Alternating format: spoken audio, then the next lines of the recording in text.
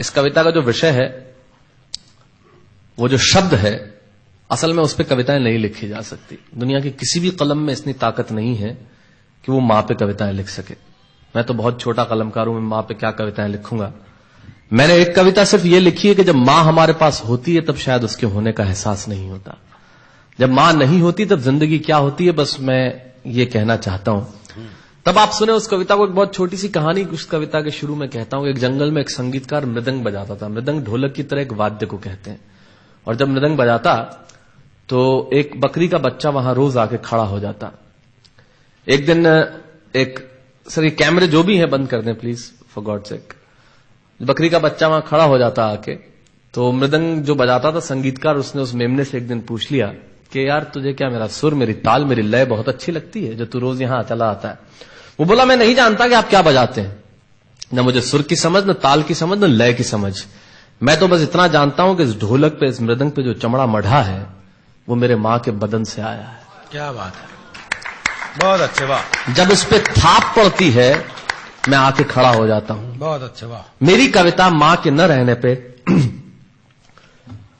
भीतर से पड़ी हुई थाप की कविता है, तब सुनाना चाहता हूं। इस कविता में अगर आपके आंसू बाहर की दुनिया की यात्रा करना चाहे तो रोकिएगा मत। अगर आपको ठीक लगे, जैसा कहता हूं जब मां नहीं होती तब जिंदगी क्या होती है। एक मुनव्वर राणा साहब का शेर उधार लेता हूं कि किसी के हिस्से में मकान आया, किसी के हिस्से में दुकान आई, मैं सबसे छोटा था, मेरे हिस्से में मां आई। क्या बात है, वाह वाह, बहुत अच्छा। तब कहता हूं कि कल जब उठकर काम पर जा रहा था तो अचानक लगा कि कोई रोक लेगा मुझे। कल जब उठकर काम पर जा रहा था तो अचानक लगा कि कोई रोक लेगा मुझे और कहेगा खड़ा खड़ा दूध मत पी, हजम नहीं होगा। मुझे लगा कोई कहेगा खड़ा खड़ा दूध मत पी, हजम नहीं होगा। 2 घड़ी सांस ले ले, अरे इतनी ठंड और कोट भूल गया, इसे भी अपने पास ले ले। मन में सोचा मां रसोई से बोली होंगी जिसके हाथों में सना आटा होगा। अगली पंक्ति के खालीपन से जुड़े और जुड़े तो मुझे बताएं। मन में सोचा मां रसोई से बोली होंगी जिसके हाथों में सना आटा होगा, और पलट के देखा तो क्या मालूम था कि वहां सिर्फ सन्नाटा होगा। पलट के देखा तो क्या मालूम था कि वहां सिर्फ सन्नाटा होगा। अरे अब हवाएं ही तो बात करती हैं मुझसे। जब कोई नहीं होता तब अंतरिक्ष बात करता है, निर्वात बात करता है, वैक्यूम बात करता है। तब कहता हूं अरे अब हवाएं ही तो बात करती है मुझसे। लगता है जब जाऊंगा किसी खास काम से तो कोई कहेगा दही शक्कर खा ले बेटा, अच्छा शगुन होता है। कोई कहेगा गुड़ खा ले बेटा, अच्छा शगुन होता है। पर मन इसी बात के लिए तो रोता है कि सब कुछ है मां, सब कुछ, जिस आजादी के लिए तुझसे मैं सारी उम्र लड़ता रहा। आपने अपने बचपन में देखा होगा, माए हमें टोकती है, यहां मत जा, वहां मत जा, ये मत कर, वो मत कर। तब हम आजाद होना चाहते हैं, और आजादी की कीमत कितनी बड़ी देनी पड़ती है। अगर कम शब्दों में मैंने ठीक बात कह दी हो तो इसका एहसास मुझे जरूर कराइएगा कि सब कुछ है मां, सब कुछ, जिस आजादी के लिए तुझसे मैं सारी उम्र लड़ता रहा वो सारी आजादी मेरे पास है। फिर भी न जाने क्यों दिल की हर धड़कन उदास है। कहता था ना तुझसे मैं वही करूंगा जो मेरे जी में आएगा, और आज मैं वही सब कुछ करता हूं जो मेरे जी में आता है। बात यह नहीं है कि मैं जो चाहूं कर लूं, मुझे कोई रोकने वाला नहीं है। बात है तो इतनी सी कि सुबह देर से उठूं ना तो कोई टोकने वाला नहीं है। बहुत अच्छे, वाह वाह, बहुत अच्छे, वाह वाह वाह वाह। बात है तो इतनी सी कि सुबह देर से उठूं ना तो कोई टोकने वाला नहीं है।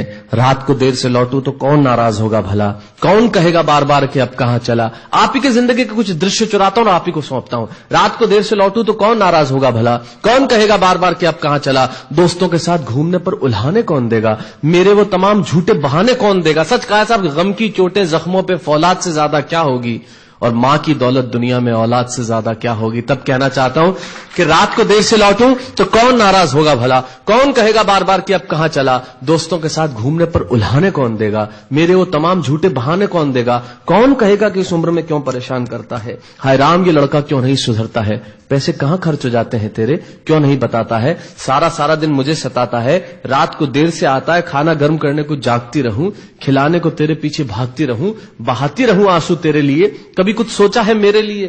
खैर मेरा तो क्या होना है और क्या हुआ है, इस बुढ़िया का तो क्या होना है और क्या हुआ है। तू खुश रह लेना यही दुआ है, और आज तमाम खुशियां ही खुशियां। जीवन में जो सर्वश्रेष्ठ एक पंक्ति जो ईश्वर ने मुझे सौंपी वो मैं आपको सौंपता हूं। कहीं कोई कविता नहीं है, एक बहुत सामान्य सी बात जो बहुत सामान्य ढंग से मैं कह रहा हूं, लेकिन गेट सेट गो जो मैंने किताब लिखी, शायद हिंदुस्तान की पिछले 3 सालों में सबसे ज्यादा बिकने वाली किताब वो रही। 14 भाषाओं में उसका अनुवाद हुआ।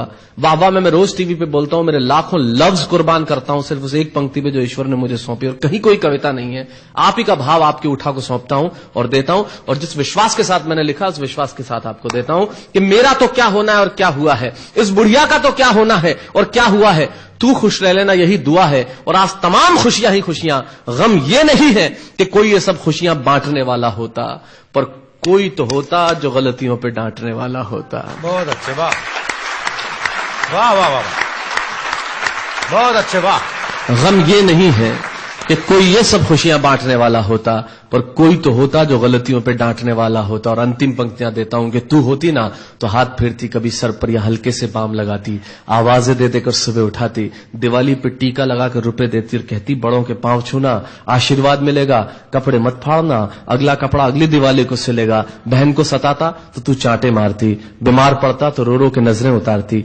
परीक्षा से आते ही खाना खिलाती, पिता की डांट का डर दिखाती, फिर पिता की डांट से तू ही बचाती, इसे नौकरी मिल जाए, ये तरक्की करे, दुआओं में हाथ उठाती, और तरक्की के लिए वतन छोड़ देगा, ये सुन के दरवाजे के पीछे चुपके चुपके आंसू बहाती। सब कुछ है मां, सब कुछ, आज तरक्की की हर रेखा तेरे बेटों को छू के जाती है, पर मां हमें तेरी बहुत याद आती है। बहुत अच्छा।